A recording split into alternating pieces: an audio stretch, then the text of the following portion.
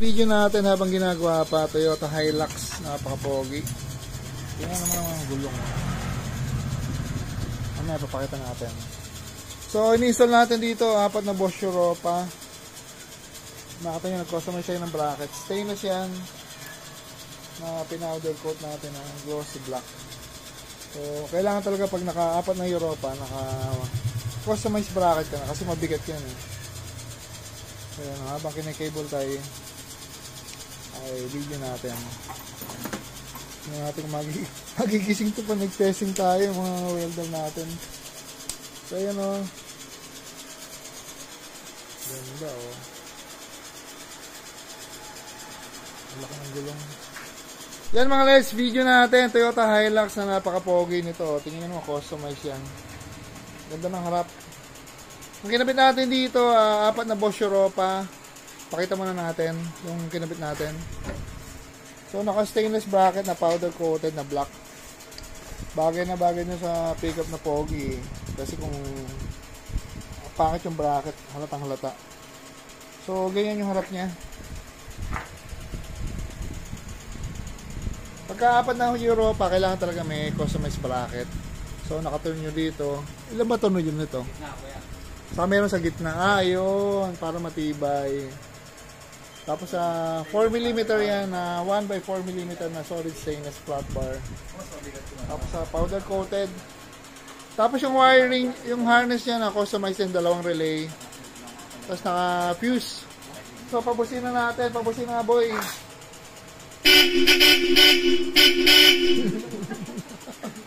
Ang lakas. So okay, solid na solid. Dating snail horn si sir, dahil pala snail horn ni sir, mo, ayun o. Tinatanggal. So mas solid to kasi ano to, waterproof talaga, pwedeng mabasa yan maski lubluban pa ng tubig. So ayan, dala tayo rito mga LEDs. Yun yung pogi o. Hanggang ano lang ako, RC na ganito eh, hanggang laruan lang ng 4x4 eh. Ang ganda. So ayan mga LEDs, dala tayo Toyota Hilux with 2 pairs of Bosch Europa. Thank you. Next video lang natin to, Honda ADB 160. Rewiring to mga LEDs. Pina-rewire natin. Hindi natin sabihin sino nag-wire na una. So ginawa natin, lahat ginawa natin naka-relay. Kasi kaya 4, 2 set to ng auxiliary light. Isa yung big eye, saka yung senlo na maliit. So gusto ni sir, magka-separate siya ng wiring, which is advisable naman talaga ganun. Kasi nga, para pwedeng umilaw, 2 lang. Hindi laging 4 na iilaw na sabay-sabay. So ginawa natin, naka-relay sa akin yan mga LEDs. Ayan o, kita nyo. Tapos may isa pang relay para sa busina. At magkakaroon pa na isang relay para sa passing. Kailangan kasi mag-passing yung 4 na ilaw. Ang ginawa kasi natin dito, naka-halo. Ito o. Bawat MDL isang halo. So mangyayari niyan, pag na-on yung halo, mag-low na siya. Tapos sasabay na rito yung high and low. Ito kasi naka-switch na to eh, nung dinala ni sir. So yung passing gumagana lang sa 2 MDL.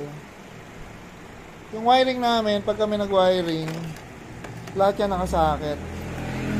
Pati yung switch natin yung naka-terminal, lalagyan natin ng socket yan.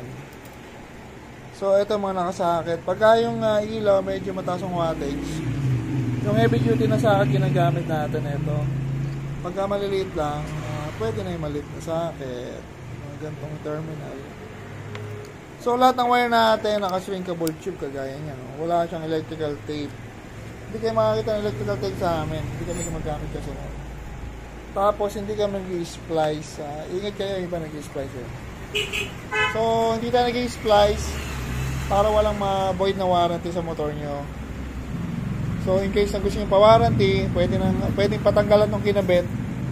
Tapos wala silang makakita na tinalupan o nasira sa stock wiring. Kaya under warranty pa rin. So ganun tayo mag-wiring. Yung ilaw, dito kakabit. Lalagyan natin ng makapal na flat bar. Tapos yung maliit dito lang sa ilalim. Yung busina, dati dito naka-bracket. Ngayon bracket natin. Kailangan talaga naka-bracket yung busina, especially dito sa mga Honda PCX, Honda ADB. Kasi Pag dito kayo naglagay ng busina, dito, talalagay yung stock horn, tapos ang lagay nyo ng PIA, ganyan, paharap. Example ito, nakaharap na ganyan, papasukan siya ng tubig. So pag pinasok ng tubig, hihina, tapos katagalan nasisira. Kaya dapat yung pwesto niya, hindi siya pasok ng tubig, kagaya nito, naka-side, nakapababa to. Kung pasokan man siya ng tubig, bababa ulit yung tubig. Ayan o, mga naka-terminal yan, naka-socket, naka-shrinkable tube. Tapos yung switch ni sir, minodify natin para magkaroon ng passing na para sa mga 4 na ilaw. Tapos sinakit na rin natin. May sakit yan na dalawahan. Ito tayo na yun. Para may sakit sa ilaw. So ganyan tayo mag-wiring. Kailangan lahat maayos. Yung mga relay, naka-relay bracket yan. Yan, stainless yan. Pinowder coat pa namin. So, ito nyo, ang ganda. Mas nasa loob yan, powder coated. Para maayos, magandang tingnan. Black din siya eh. So, ganyan kami mag-wiring mga LEDs. Siyempre, no cutting, no splicing, no electrical tape. As in, zero electrical tape po yan. Hindi kami nagtitape. So, yun. Wiring to kami papagawa kayo. Tapos, gusto yung pa-wiring na dali nyo rito.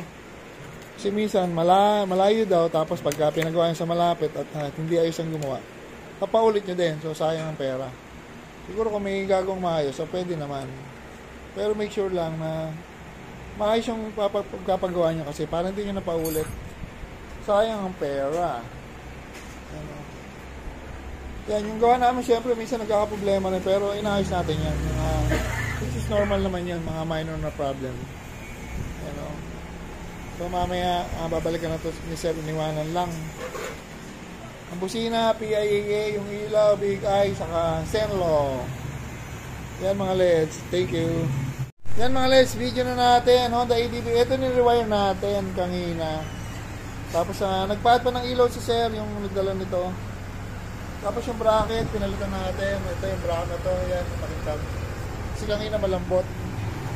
So, ginawa natin dito. May isa lang switch bawat MDL. Hollow switch lang yun. Pag naka-on, sumasabay na sa high and low, testing muna yung malaki muna. Tapos high and low mo. Ayan o. Tapos, nagka-passing din yung ilaw na yan. Passing mo nga. So, yun. Yung maliit, ganun din. Mayroon siyang isang switch na control, tapos sabay na sa high and low. Siyempre, yung wiring niya, no cutting, no splicing, no electrical tape.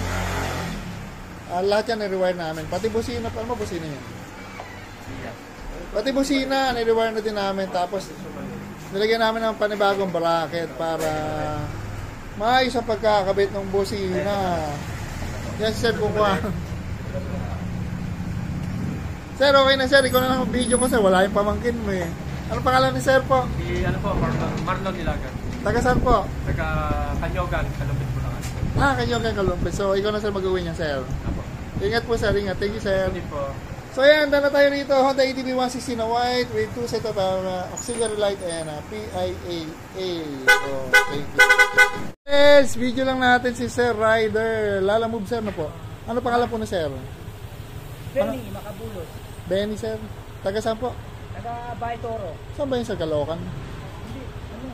Ikaw yan? Lagpas pa, layo pa. Ano may sakot mo, Sir? Baitoro? Sakot ng Baitoro ay Congressional Avenue. Kala ko dati Bulacan yan, Sir. Hindi. Sir, ito, Sir, ginawa ng 300. Tapos tigis sa aking sticker na, Sir. Okay, sige. So yan, PCX bracket na panloob, bound to, saan nga yung siya dadalhin? Caloocan. Ay, Tandasora? Tandasora. Ay, Tandasora. Ingat, Sir, ingat. Okay. Thank you, Sir. So yan. Sa sticker. Sige, Sir, salamat, Sir. So yan, naalis na si Sir, isang lalamove rider. Thank you, Sir.